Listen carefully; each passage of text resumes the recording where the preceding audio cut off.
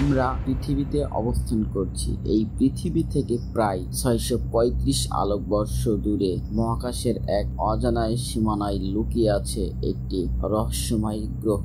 এটি প্রথম গ্রহ যা খুঁজে পাওয়া গেছে একটি সূর্যের মতো তারার বসবাসযোগ্য অঞ্চলে। ভাবছেন সেই গ্রহটির নাম কি? মামু সিরিজের আজকের ভিডিওতে আমরা সেই গ্রহ সম্পর্কে জানতে চলেছি। চলুন শুরু করা যাক। সেই গ্রহের নাম হলো কেপলার 22b। যখন কোনো গ্রহ তারার বসবাসযোগ্য অঞ্চলের মধ্যে থাকে, তার মানে একটি প্রকট সম্ভাবনা জাগে। সেখানে হয়তো তরল পানির অস্তিত্বও রয়েছে, আর যেখানে পানি আছে সেখানে জীবনের সম্ভাবনাও অটুট থাকে। কেপলার 22bতে পৌঁছাতে আমাদের কত সময় লাগবে?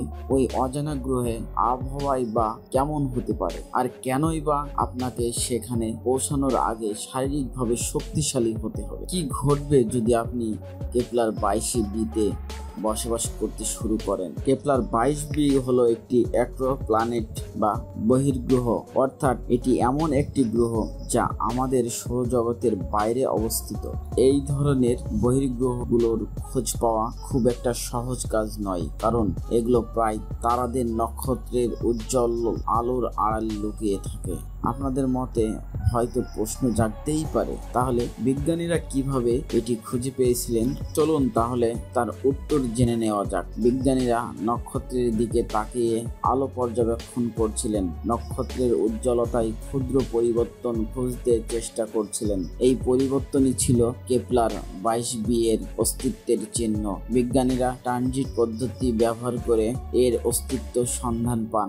বিজ্ঞানীরা পর্যবেক্ষণ করেন কেপলার 22 নামের নক্ষত্রটিকে, যা কেপলার 22b কে প্রদক্ষিণ করছে। আর তখন তারা খেয়াল করলেন যে তারা উজ্জ্বলতার সময়ের সাথে সাথে পরিবর্তিত হচ্ছে, যা নিশ্চিত করেছিল যে এটি একটি গ্রহ তার আলোক অবরুদ্ধ করছে। তাই তথ্যের ভিত্তিতেই বিজ্ঞানীরা জানতে পেরেছিলেন কেপলার 22b এর আকার এবং তার কক্ষপথের বিশদ। মনে হচ্ছে সম্ভবত এটাই আমাদের পরবর্তী বাসস্থান হতে পারে। তবে আমরা কেপলার 22b সম্পর্কে আসলে কতটা জানি? এর ভর পৃথিবীর চেয়ে 36 গুণ বেশি, আর এর ব্যাস পৃথিবীর চেয়ে 2.5 গুণ বড়।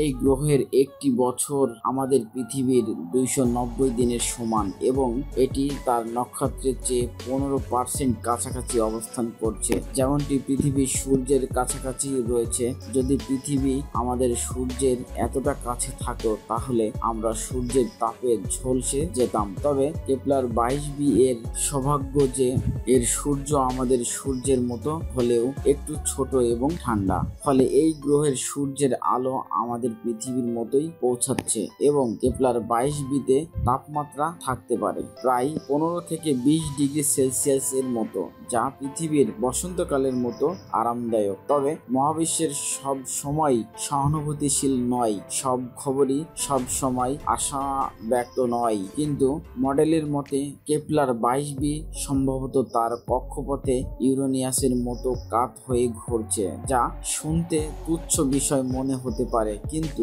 এর পরিণতি হতে পারে ভয়ঙ্কর বিপজ্জনক। এর উত্তর ও দক্ষিণ মেরুর বছরের অর্ধেক সময় অন্ধকারে অথবা প্রখর সূর্য আলোকে ঢাকা থাকবে, এবং এটি শুধুমাত্র দিন রাতের মতো সাধারণ বিষয় নয়। একটি এমন গ্রহের কথা ভাবুন যা এক পাশে ঘোরে, যেখানে তাপমাত্রা ফুঁসে ওঠে, গরম থেকে বরফ ঠান্ডা পরিবর্তিত হতে পারে, যা মানব জীবনের জন্য মোটেও শুভ নয়। হ্যাঁ, এটি হতাশাজনক, কিন্তু এখানে হতাশ হবেন না। আমাদের ছায়াপথের মধ্যে এখনো আশার আলো রয়েছে। নতুন গবেষণা বলা হয়েছে কেপলার 22b হয়তো 50 মিটার গভীর সমুদ্রে আচ্ছাদিত, এবং সেই সমুদ্রের প্রকৃতিক নিজস্ব তাপ নিয়ন্ত্রণের ভূমিকা পালন করতে পারে, যা বন্য তাপমাত্রাকে সহনীয় রাখে। গ্রীষ্মে সমুদ্রের পানির তাপ শোষণ করা এবং শীতে তা ছেড়ে দেওয়ার ফলাফল কি হতে পারে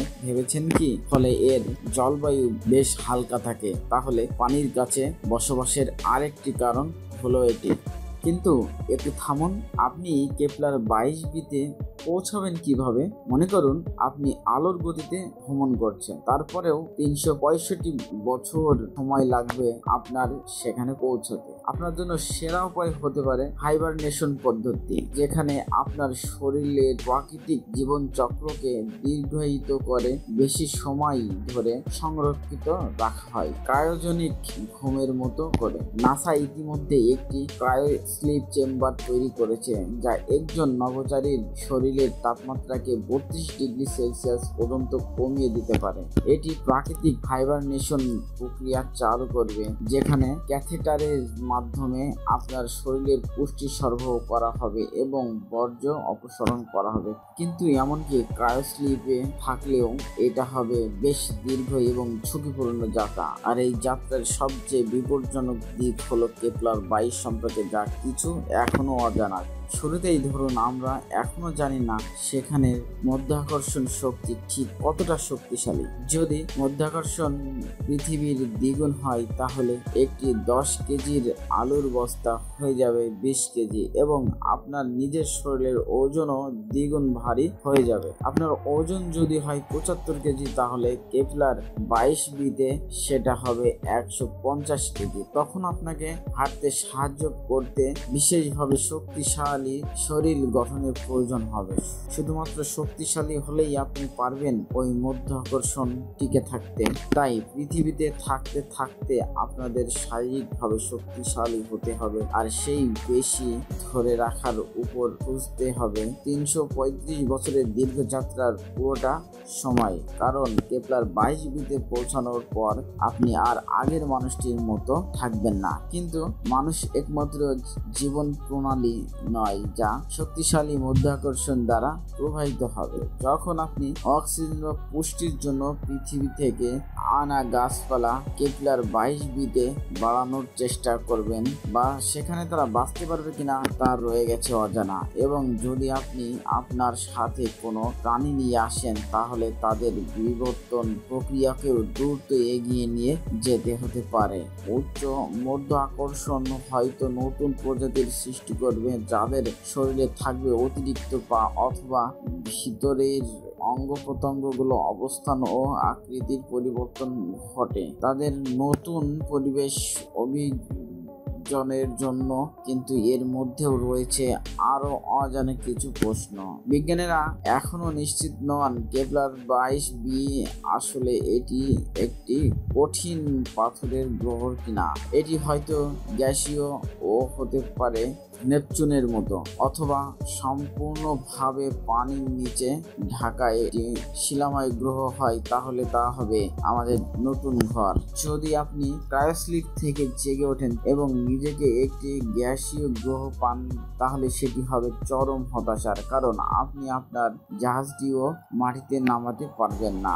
আর যদি এটি একটি মহাসাগর গ্রহ হয় তাহলে আপনাদের হয়তো সাবমেরিনের শহর বানানোর উপর বের করতে হবে। কিন্তু যদি এটি একটি পাথরের গ্রহ হয় তাহলে মনে হতে পারে এটা সত্যি স্থায়ী এক সুযোগ। তবে আবার ভেবে দেখুন, ভিনাসও তো একটি পাথরের গ্রহ, কিন্তু তার ঘন বায়ুমণ্ডল যা গ্রিন হাউস গ্যাসে ভরা এবং একেবারেই বসবাসের অনুপযোগী। যদি কেপলার 22b এর পরিচিতিও এমন হয় তাহলে আমাদের একমাত্র সুযোগ হবে রোবটদের মাধ্যমে ভূগর্ভস্থ আশ্রয় তৈরি করা, যেখানে হয়তো একমাত্র তখনই তাপমাত্রার মানুষের সহনশীলতার মধ্যে থাকবে। এতে এটাই সত্য বেরিয়ে আসে যে একটি আদর্শ স্থান মানেই মানুষ বাঁচার যুক্ত স্থান নয়। এমনকি অন্য গ্রহের সন্ধানে যতটা রোমাঞ্চকরই হোক না কেন, সবকিছু বিচার করলে পৃথিবী আমাদের জন্য সবচেয়ে আদর্শ বাসস্থান। তাহলে কেন আমরা এখানেই জীবনকে সুরক্ষিত করতে চেষ্টা করছি না? তবে পৃথিবী এই সামান্যতম পরিবর্তনের তার ভারসাম্যকে নষ্ট করতে পারে। শুধুমাত্র 5 সেকেন্ডের জন্য যদি অক্সিজেন সরবরাহ বন্ধ হয়ে যায় তাহলে আপনি দেখতে পাবেন কিভাবে সূর্যের তাপ সরিয়ে সবকিছু ঝলসে যায়। কিন্তু এটা তো অন্য এক গল্প হতে চলেছে। পরবর্তীতে আমাদের সঙ্গেই থাকুন। সকলকে জানাই আন্তরিক শুভেচ্ছা ও ধন্যবাদ।